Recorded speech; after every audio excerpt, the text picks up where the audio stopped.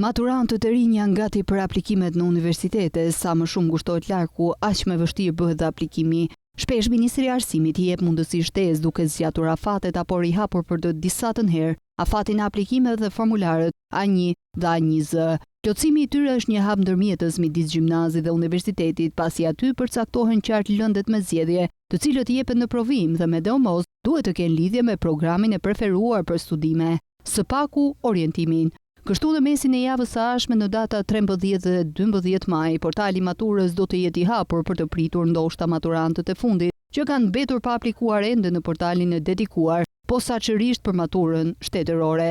Qendra Shqiptare e Arsimit urdhëron miratimin e periudhës së aplikimeve në formularin A1 dhe A1Z për maturën shtetërore 2025 në data 13 dhe 12 maj, ora 8 dhe ora 16. Ngarkohen për zbatimin e këtij urdhri Qendra e Shërbimeve Arsimore, Agjencia e Sigurimit të Cilësisë së Arsimit Parauniversitar, Agjencia Kombëtare e Arsimit Parauniversitar, Drejtoritë Rajonale të Arsimit Parauniversitar, Zyrat Vendore të Arsimit Parauniversitar dhe institucionet arsimore. Citohet në urdhrin numër 92 të Qendrës së Shërbimeve Arsimore, i cili ngarkon thuajse të gjithë njësitë apo zyrat arsimore vendore që ta zbatojnë atë.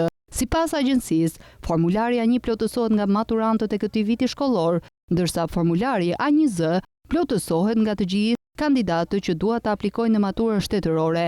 Hapi i parë është plotësimi i formularit A1 A1Z, të cilët ruhen të dhënat personale, si dhe të dhënat e tjera në lidhje me provimet. Formulari A1 dhe A1Z plotësohet fillimisht online përmes portalit IELB-nja dhe më pas duhet të konfirmohet në shkollën përkatëse nga vetë maturanti kandidat. Brenda marsit është përcaktuar qendra ku kryhen provimet, ndërsa bazat e të dhënave për të gjithë maturantët janë gati tashmë me përfundimin e muajit prill.